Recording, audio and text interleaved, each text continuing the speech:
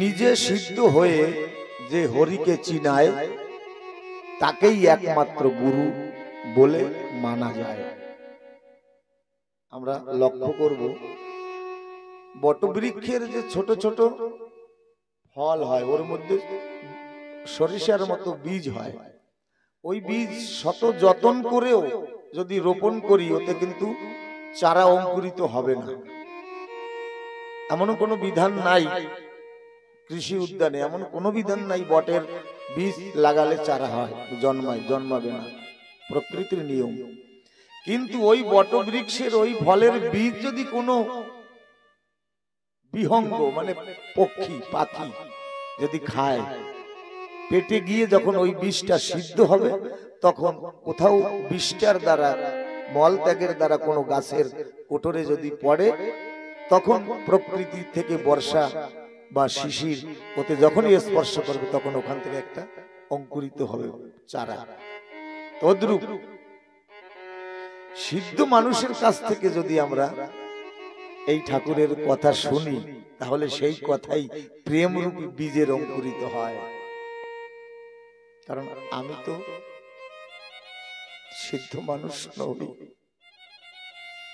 সিদ্ধ তারা জগতে যারা হরি নাম কৃষ্ণ নাম বলতে তাদের নয়ন জলে বক্ষ ভেসে যায়, তারা জগতে পূজনীয়, তারা জগতে শ্রদ্ধেয়।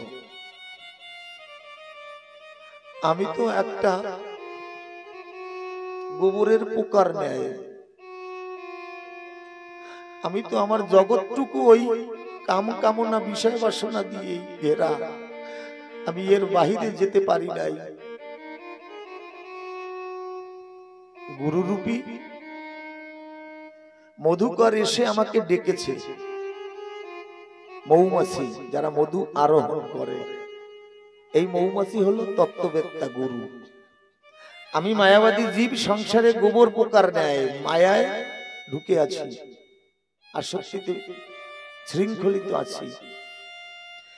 এই প্রেমময় মধুকর গুরু এসে আমাকে ডেকেছে, গোবর পোকা সারা জীবন তো সংসার রূপী গোবরের মধ্যে রলি, একবার আমার সঙ্গে আয়, একটু হরি নাম কৃষ্ণ নাম ভুলে গিয়ে প্রেম মধু আরোহণ করি, দেখিস কত আনন্দ পাবি। যখন ওই গোবর পোকা মধুমক্ষী মৌমাছির সঙ্গে সঙ্গ দিয়েছে, ওদের সঙ্গে উড়ে উড়ে পদ্ম বাগান বা পদ্মবনে গিয়ে পড়েছে। ওই পদ্ম ফুলের পাপড়িতে বসে গোবর পোকা ওই মধু আরোহণ করছে।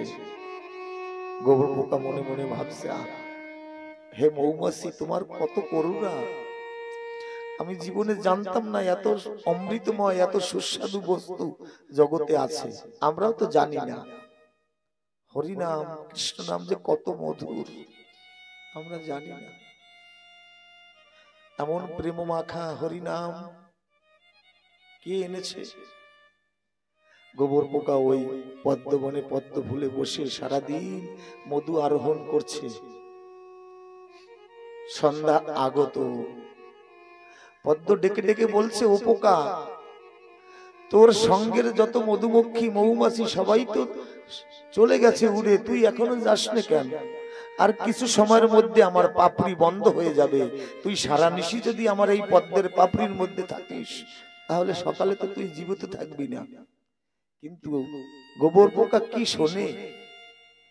কোন ভক্ত যদি একবার মধুর দর্শন পায় তখন সকল কিছু বিসর্জন দেয় ওই মধুর পাওয়ার তরে। গোবর পোকা শুনল না, সারা নিশি ওই পলকের মধ্যে বন্ধ হয়ে রইল। উষা লগ্নে কোনো এক মালিনী, কোনো এক মা, কোনো এক পূজারী হরির চরণ সাজাবে বলে পদ্মবনে গিয়ে ওই পদ্ম ফুলটা তুলে এনে সাজিতে করে আমার হরি মন্দিরে রেখেছে।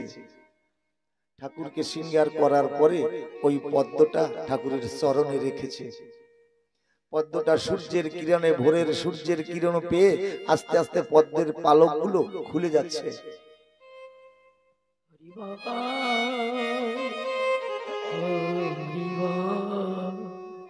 ওই পদ্মের পাপড়িগুলো খুলে গেছে হরির চরণের স্পর্শে। পদ্মের চোখ থেকে জল ঝরছে। হরি তোমার চরণ পেয়েছি, আমার এই জীবন ধন্য। যখন পাপড়িগুলা খুলে গেল, আমিও গোবর পোকাটা হরির চরণে গড়েই পড়লাম। তাকিয়ে দেখি শ্রীহরির অবয়ব, মুখচন্দ্র, নবীন বেশ, কিশোরী বেশ, মোহনমূরতি। তাকে একবার দেখলে ভোলা যায় না, মনে হয় যেন কত জন্মের তার সাথে আমার সম্পর্ক। কিন্তু আমি তো গোবর পোকা, আমি কোন সাধনায় তোমার চরণ পেলাম ঠাকুর? আমিও তেমনি এক গোবরের পোকা, অজ্ঞান, অধম, মাদিসু ব্যক্তি। ভক্তি নাই, প্রেম নাই, শক্তি নাই। তাই সবার কাছে এই ভিক্ষা চাই। সাধু সঙ্গেতে জুড়ায় রে প্রাণ, শীতল করে তাপিত অঙ্গ, ক্ষণেক মাত্র নীলে সঙ্গ। বলে না সাধু সঙ্গ, সাধু সঙ্গ সর্বশাস্ত্রে কয় সাধু সঙ্গ লব মাত্র। এই লব শব্দের অর্থটা এক পলক, এক পলকের 11 ভাগের 1 ভাগকে লব বলে। এই যে পলকটা মারলাম, এক পলক, একে যদি 11টা ভাগ করা হয়, ওর একটা ভাগকে লব বলে। তো অতটুকু সময় সূচকগিরি যতটুকু সময় পরে, অতটুকু সময় যদি সৎ মানুষের সাধু সঙ্গের সঙ্গ করা হয়, তখন এই তাপিত অঙ্গ শীতল হয়। তাই আমি এসেছি সাধুর বাজারে, সকলে আমাকে কৃপা করবে। আমি জানি কৃপা ভিন্ন জগতে এমন কোন শক্তি নাই। কোন সন্তান যদি জীবন যুদ্ধে জয়ী হতে হয়, তার মা বাবার কৃপা অবশ্য ভাঙি দরকার। যদি কোনো মাতা পিতার হাত সন্তানের মস্তকে থাকে, সে সন্তান জীবন যুদ্ধে জয়ী হবে। কোন গৃহিণী, কোন অর্ধাঙ্গিনী, কোন সহধর্মিনী, কোন পত্নী যদি পরম দেবতাকে পেতে হয়, তাহলে ওই নিজের যে দেবতা আছে, ওই দেবতা যদি তাকে আশীষ দান করে, সে এই দেবতার দ্বারা, সেই এই স্বামীর দ্বারা সে বিশ্ব স্বামীর দর্শন পাবে। তাই কৃপা বড় বল। আমরা এই কৃপা পাওয়ার তরেই জগতে আসা। একটা দৃষ্টান্ত এসছে আমাদের ভারতেরই লীলাটা। এটা কোনো গ্রন্থের কথা নয়, কোনো অলিক কল্পনা নয়। ভারতে একটা তিহার জেল বলে একটা জেল আছে, ক্রান্তিকারীদেরকে ওখানে রাখা হতো। ওই জেলে অনেক আসামি বা কয়েদি থাকে। ওই জেলের মালিক যিনি, যাকে জেলার বলি আমরা, ওই জেলার একটি মাত্র সন্তান। ওই সন্তানটার জন্মদিন উপলক্ষে একটা অনুষ্ঠান, একটা আনন্দ উৎসব করবে। এই জেলার মহাশয় জেলে গিয়ে সকল কয়েদিকে বলল যে আমার সন্তানের জন্ম উৎসবে তোমাদের সবাইকে নিমন্ত্রণ করি, ওই দিনকারে তোমরা মুক্ত, আমার ওখানে যাবে, এবং ওই দিনে তোমরা যে যা চাইবে সরকারের পক্ষ থেকে, আমার পক্ষ থেকে, সেইটা আমি বরকরার, মানে সেইটা দেব তোমাদের। এবার আসামিগণ মনে মনে ভাবলো, তাহলে তো সুন্দর অবসর এসেছে। জন্মদিনে সকল কয়েদিদের হাতে শৃঙ্খল ছেড়ে দিয়েছে, মুক্ত করে দিয়েছে, সুন্দর তাদের পরিপাটি করে সাজিয়ে গুজিয়ে নিয়েছে। জন্মদিনে সকলে আনন্দ ফুর্তি করছে, খাচ্ছে দাচ্ছে। এইবার জেলার সাহেব যে বলছে, তোমাদের যা যা অভিপ্রায় তাই বাসনা পূর্ণ করব, তোমরা এক এক করে যার যার মনের বাসনা অবগত করো। এখন ওই কয়েদিগণে বলছে, যারা একটু বেশি খেতে পারে তারা বলছে, বাবু জেলে যা খাদ্য দেয় আমাকে, তাতে আমার উদর পূর্ণ হয় না, আমাকে একটু খাদ্য আকার বাড়িয়ে দেবেন। বলে তথাস্তু। এইভাবে যার যা মনের বাসনা সকলে চেয়েছে, সকলকে মনের বাসনা পূর্ণ করেছে। কিন্তু একজন কয়েদি অদূরে দাঁড়িয়ে আছে। মহোদয় বলছে, কি তুমি তো কিছু চাইলে না? সকল কিছু চাইলো, সকলের বাসনা পূর্ণ করলো, তুমি তো কিছু চাইলে না। আস্তে আস্তে ক্লান্ত চরণে নম্র বদনে এসে জেলার সাহেবকে বলছে, বাবু যে খাইতে চাইছে পেট ভরে তাকে তুমি খেতে দিয়েছো, যার বস্ত্র চাইছে বস্ত্র দিয়েছো, ভালো শোয়ার জন্য বিছানা দিয়েছো। আমি তোমার কাছে খাইতে চাই না, পড়তে চাই না, ভালো শুইতে চাই না, আমি তোমার কাছে মুক্তি চাই, আমাকে মুক্তি দাও, আমি মুক্তি চাই তোমার কাছে, আমার কোনো কিছুর দরকার নাই। আমরা ঠাকুরের কাছে মুক্তি চাইতে এসেছি এই জগতে।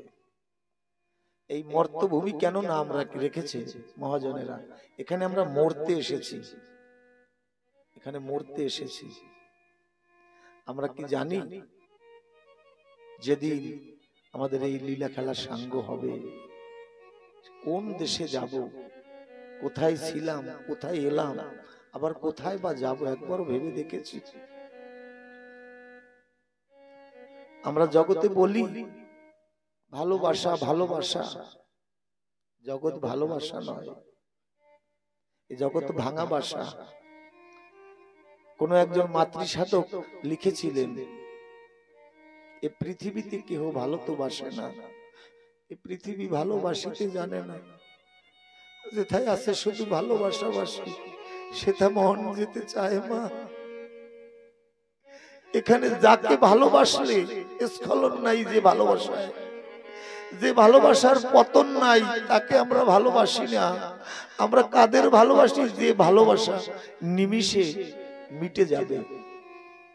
কত না অঙ্গীকার করেছি, প্রণয়নী প্রেয়সীর সঙ্গে তোমাকে ছেড়ে যেতে দেব না, কিন্তু কই রাখতে পারলাম, কই আমাকে ছেড়ে চলে গেল।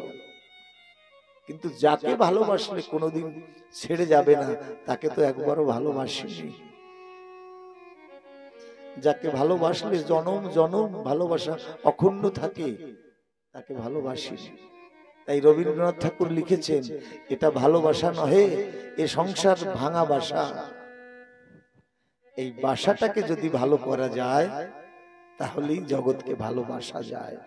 তাহলে আমরা সিদ্ধ মানুষের কাছ থেকে ঠাকুরের বাণী শ্রবণ করার চেষ্টা করব। আপনারে লইয়া বিব্রত রহিতে আসে নাই কেহ অবনি পরে, সকলের তরে সকলই আমরা, প্রত্যেকে আমরা পরের তরে। কিন্তু এই বাক্যটা আমরা মানি কয়জন? আজকে গৃহকর্তার চরণে আমি কোটি কোটি প্রণাম জানাই। না জানি কত জনমের বান্ধব আমাদের এত সুন্দর সুযোগ করে দিয়েছে। কেমন করে? মহাজন বলছে, ঐশ্বর্য মাধুর্য নহে সমতুল, তবুও ঐশ্বর্য মাধুর্যের মূল। আমরা হরিনাম কৃষ্ণ নাম করতে করতে যে মাধুর্য প্রেমে প্লাবিত হয়ে যাই, এই মাধুর্য প্রেমের সকল কৃতিত্ব, সকল শ্রেয় গৃহকর্তার। আজকে করুণা করে তার মনে ঠাকুর সাড়া দিয়েছে হৃদয়েতে বসে, জীবনের বেলা তো ডুবে যাচ্ছে, আর বেশি সময় নাই, এখনো বসে আছিস।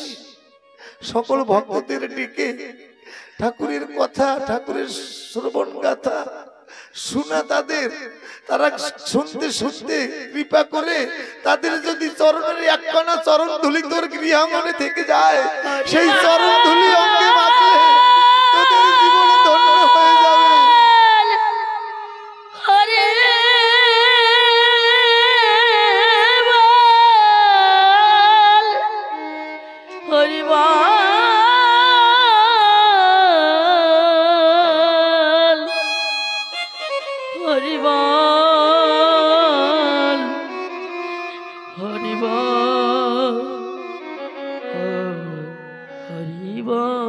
তাই সেই চরণ ধুলি কুড়াবের আসে এত বড় 5 দিবসীয় লীলামৃত কথার আয়োজন করেছে, কত না কষ্টের বিনিময়, কতটা ঐশ্বর্যর বিনিময়ে এই মাধুর্যকে ধরে এনেছে ঐশ্বর্য দিয়ে। কিন্তু সকল ভক্তের কাছে এই গৃহকর্তার পক্ষ থেকে আমার ছোট্ট একটা মিনতি, আপনাদের চরণের ধুলিকণা একটু রেখে যাবেন এই গৃহ আঙ্গনে। এই গৃহের ভক্তবৃন্দ, পুত্রবধূরা, মায়েরা সকাল বেলায় তোমার ঠাকুরের নাম নিয়ে যখন এই গৃহগণে চরণ রাখবে, ওই চরণে এই ভক্তের চরণ ধুলি যেন মিশে তাদের দেহটা হরিময়, পবিত্রময়, কৃষ্ণময় হয়ে যায়, তাদের মনটা যেন ঠাকুরের প্রতি থাকে। এই চরণ ধুলি দানে আপনারা একটু সুখী করে যাবেন। গৃহকর্তার পক্ষ থেকে আর কিচ্ছু চাওয়ার নাই, কারণ গৃহকর্তা বুঝতে পেরেছে ঠাকুর কৃপা করেছে। এসেছি খালি হাতে, যাব খালি হাতে, কিছু নিয়ে যেতে পারবো না। তবে এই হরিভক্ত কৃষ্ণ ভক্তের চরণের ধুলি যদি একবার মস্তকে নিতে পারি তুলি, তাহলে আমার এই মানব জীবন ধন্য হবে। যদি ঠাকুর আবার জগতে পাঠায়, আবার হরিভক্ত করে আমাকে পাঠাবে। জয় জয় শান্তি হরি গুরুচাঁদ প্রেমানন্দে হরি হরি বল মন হরি বল হরি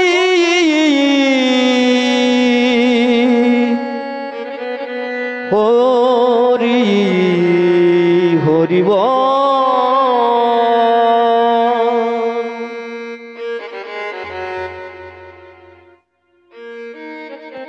গৃহকর্তার চরণে অসংখ্য কোটি প্রণাম। যুগে যুগে এই চরণের ধুলির মহিমা। ভক্ত ঠাকুরকে জিজ্ঞাসা করছে, ঠাকুর সমুদয় ভক্ত তোমার চরণে কেন প্রণাম করে? তোমার শরীর তো তুমি সুলক্ষণা, করুণা কৃপা সর্ব অঙ্গে, তোমার চরণে কেন প্রণাম করে? কি আছে তোমার ওই দুই চরণের তলে? আমার এক চরণের তলে আমি চেপে রেখেছি অহংকার, মানুষের চাওয়া পাওয়া। আর এক চরণের তলে চেপে রেখেছি ভক্তি প্রেম। কোন ভক্ত আমাকে প্রণাম করে আমার কাছে অনেক ধন সম্পদ চাই, মান চাই, মর্যাদা চাই, কিন্তু তাকে সকল কিছু দিয়ে দেই, কিন্তু যে পায়ের তলে প্রেম ভক্তি লুকানো থাকে আমি তা দেই না। আমি তা দেই শুধুমাত্র আমাকে যারা ভালোবাসে, আমার কাছে যারা ভক্তি প্রেম চায়, তখন আমি নিজে স্বেচ্ছায় সেই চরণের তলের প্রেম ভক্তি তাকে আমি দান করি। ঠাকুর আজ কৃপা করে গৃহকর্তাকে সেই প্রেম ভক্তি অধিকারী করেছেন। আপনারাও একটু কৃপা করবেন। কোন একজন ধনাঢ্য ব্যক্তি ছিলেন আমাদের এই ভারতের বুকে, তার 3টা সন্তান ছিল। ওই বাবা যখন শেষ নিঃশ্বাস ত্যাগ করবে, তখন ছেলেদের বলছে, বড় ছেলে বলছে, বাবা তুমি কিছু উপদেশ আমাদের দিয়ে যাও। বলছে, আমার তো আর সময় নাই, তবে কিছু টাকা নিয়ে বাজারে যা, কোনো দোকান থেকে 2-4 দণ্ড শ্বাস প্রশ্বাস কিনে নিয়ে আয়। তখন কয়েক বস্তা টাকা নিয়ে দোকানে গিয়েছে, সারা বাজার ঘুরেছে, যে কয়েক বস্তা টাকা দিচ্ছি হে দোকানদার ভাই, আমার বাবা আর বেশি সময় বাঁচবে না, কিছু শ্বাস প্রশ্বাস বিক্রি করো। বলে, ওরে পাগল, পয়সার বিনিময়ে শ্বাস নিঃশ্বাস বিক্রি হয় না, এ তো মালিক গুনে দিয়ে দেয়। এই কয়টা শ্বাস তোকে দিলাম, শেষ নিঃশ্বাস তোর যেদিন ভুলিয়ে যাবে, সেদিন তোর লীলা খেলা সাঙ্গ হবে।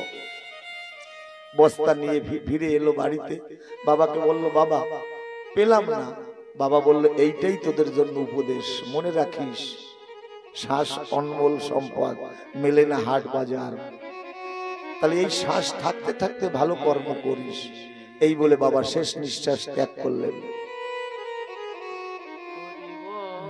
শেষ নিঃশ্বাস ত্যাগ করবে, সবাই সবকিছু চাইলো বাবার কাছে, কিন্তু পুত্র বধূগণ বলছে, চোখের জলে ভাসছে। শ্বশুর মশাই বলছে, মাগো তোরা কিছু চাইলি না? পুত্র বধূগণ বলছে, তোমার বড় ছেলে ব্যবসা চেয়েছে, মেজ ছেলে ধন দৌলত চেয়েছে, ছোট ছেলে জমি জায়গা চেয়েছে। আমরা এই 3 পুত্রবধূ কিচ্ছু চাই না, আমার এই আশীর্বাদ করো যতদিন এই সংসারে থাকবে আমরা যেন স্বামী শ্বশুরের সেবা করে যেতে পারি, আমরা যেন বাড়িতে হরিভক্ত এলে তাদের যেন যত্ন করতে পারি, তাদের যেন প্রাণ ঢালা ভালোবাসা দিয়ে আমাদের এই নারী জীবন ধন্য করতে পারি। শ্বশুর মশাই সেই আশীর্বাদ দিয়ে শেষ নিঃশ্বাস ত্যাগ করলেন। তাহলে এ হলো ভালোবাসা। আমরা সংকল্প করব ঠাকুরকে ভালোবাসা।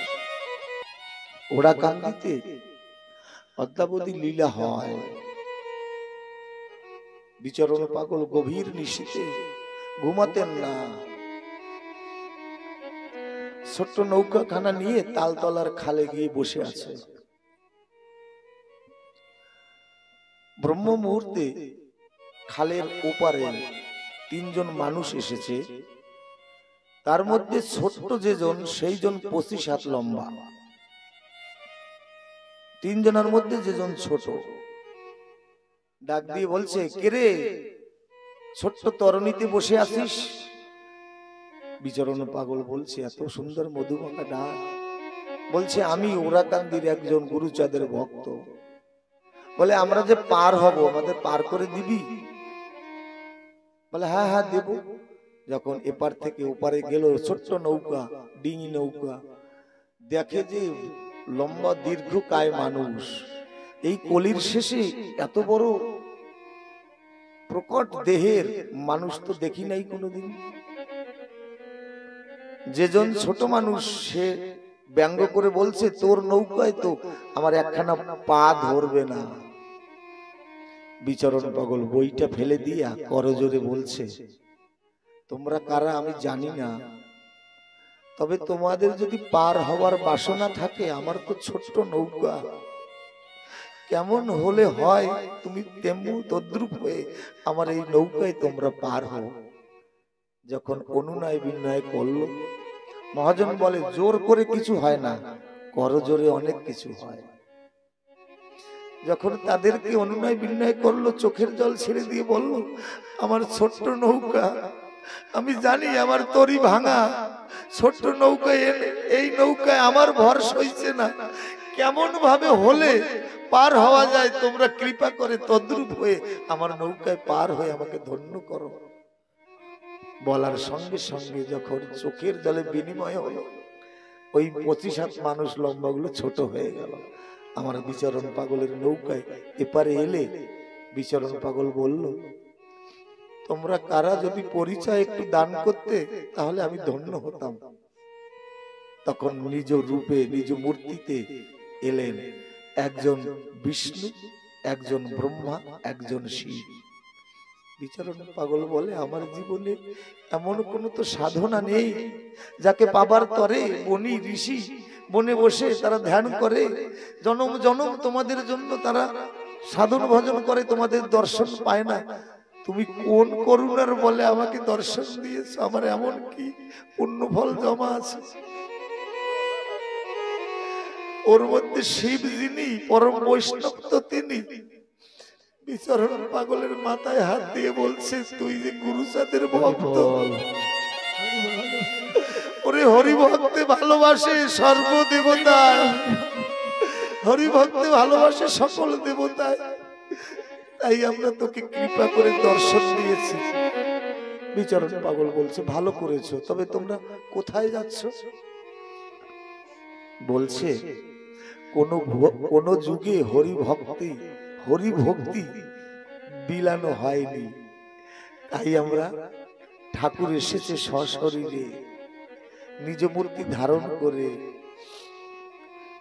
ওড়াকান্দির প্রেমের বাজার মিলেছে পুষ্পবন্তে, ওখানে হরিপ্রেম বিলাচ্ছে, তাই হরিভক্তি পাওয়ার তরে আমরা একটু ওড়াকান্দি যাচ্ছি। বিচরণ পাগল সজ্জাগত হয়ে প্রণাম করলো, ধন্য ধন্য, হরিভক্তি পাওয়ার তরে দেবতাগণ নেমে এসেছে। আর যখন বৃন্দাবনে আমার শ্রীকৃষ্ণ লীলা করতেন, দেবগণে এমনকি ব্রহ্মা ওখানে ঘাস হয়ে জন্মগ্রহণ করেছিলেন, ব্রহ্মা হরিদাস হয়ে জন্মগ্রহণ করেছিলেন। তাহলে দেবগণে ভক্তি পাওয়ার আশা করে, আর আমরা ভজনের নরতনু শ্রেষ্ঠ, আমরা ভক্তি প্রেম পাওয়ার আশা করলাম না জীবনে। আমার তারক গোসাই অভিজ্ঞান গিয়ে চলছে, একটা আম ভিটার পর থেকে যাচ্ছে, যেতে যেতে ওই খোলা বাড়িটায় অসংখ্য সাপের আনাগোনা ছিলেন। কোত্থেকে যেন এক বেদিনীর দল এসে সকল সাপকে তাড়া করলো, ধরার চেষ্টা করছে, সকল সাপ ধরেও ফেলেছে। একটা সাপ ধরতে পারেনি, আম গাছের মগ ডালে উঠে তার দীনবন্ধুকে ডাকছে, নিদানের বান্ধবকে ডাকছে। নিদানকালে যে কৃপা করে সেই নিদানের বান্ধব। ওই বিষধর ফণী ডেকে ডেকে বলছে, হে ঠাকুর, হে করুণাময়, হে নিদানের বান্ধব, আমার কি জগতে বাঁচার অধিকার নাই? আমার গোষ্ঠীর, আমার বিরাদরির যত ফণী সকল ধরা পড়ে গেছে, আমি একা বেঁচে আছি, তুমি একটু করুণা করো আমার। ওর ডাক হরির চরণে পৌঁছে গেছে। ঠিক ওই সময় ওই গাছের নিচ থেকে আমার তারক গোসাই কবি গানের দল বল নিয়ে যাচ্ছে। যেতে যেতে ওই সাপটা তখন তারক গোসাইকে যখন লক্ষ্য করেছে, তখন মনে আত্মবিশ্বাস জেগেছে, তাহলে আমার নিদানের বান্ধব এই মানুষ রূপে পাঠিয়ে দিয়েছে। ওই মগ ডাল থেকে ঝাঁপ দিয়ে তারক গোসাইয়ের গলে পড়েছে। তারক গোসাইয়ের গলে পড়ে বেষ্টিত হয়ে সম্মুখে ভনা তুলে তারক গোসাইকে কি যেন বলছে। সঙ্গে যারা ছিলেন, সূর্য নারায়ণ, কাঙালি, যাদব বিশ্বাস, নিবারণ, ওরা লক্ষ্য করছে তারককর্তাকে সম্মুখে ভনা বেষ্টিত করে এই বুঝি ছবল দিল। তখন বেদিনীর দলেরাও ছুটে এসেছে। যাদব বলছে, বাবা তোমাকে দংশন করবে বিষধর সর্প। তারক গোসাই বলছে, না রে, ওই সাপটার দুই নয়ন থেকে জল ঝরছে। তারক গোসাই বলছে, একবার ওর নয়ন জলের পরিভাষাটা একবার পড়ে দেখ, ওর নয়ন জল যেন কি বলছে আমাকে। কিন্তু সাপের নয়ন জল, পক্ষীর কিসমিস, পশুর গর্জন, এর ভাষা তো আমরা বুঝি না, কিন্তু আমার তারক গোসাই এর ভাষা বুঝতো। ওই নয়ন জল বলছে, ঠাকুর, না জানি কোন কর্মফলের কারণে আমি এই ফণী জনিতে জন্মগ্রহণ করেছি। আমাকে দেখে সবাই ভয় পায়, আমার দেহে অসংখ্য হিংসা, বিষ ভরা। আমি কোনোদিন সাধু সঙ্গ করতে পারিনি, তাই সকল সাপ ধরা পড়ে গেছে। আমি এই আশায় দিনে বন্ধুকে আমি ডেকেছিলাম, যদিও হিংসার জন্ম পেয়েছি, যেতে যেতে যদি একজন সাধু বৈষ্ণবের একটি স্পর্শ আমি পেতাম। ওর চোখের জলের ভাষায় বলছে। তখন সকল ভক্তবৃন্দ বুঝতে পারলো, বেদিনীদের বলল, যা, ওকে তোরা মারতে পারবি না। এই বলাতে সকল বেদিনীর দলেরা চলে গেল। এইবার ওই সাপটা আস্তে আস্তে গলা থেকে নেমে তারক গোসাই আশ্বাস দিলেন, যা, তোকে আর কেউ মারবে না, বিলের পাশে ওই যে একটা গর্ত রয়েছে, ওখানে গিয়ে জীবনযাপন কর। তারক গোসাই আশিস পেয়ে সাপটা রওনা হয়েছে। ওই গর্ত পর্যন্ত যে আবার কি যেন ভেবে ফিরে এসেছে। ফিরে এসে আমার তারককর্তার চরণ দুখানা ঘুরে ঘুরে বেষ্টিত করে চরণের পরে সাপের মাথার ফণিটা রেখে সাপের নয়ন জল দিয়ে তারকের চরণ ধোয়ায় দিচ্ছে। এইবার তারক গোসাইয়ের শিষ্য নিবারণ কর্তা ডেকে বলছে, বাবা, এইবার সাপের চোখের জলের ভাষায় কি বলে তুমি একবার বলো তো আমাদের।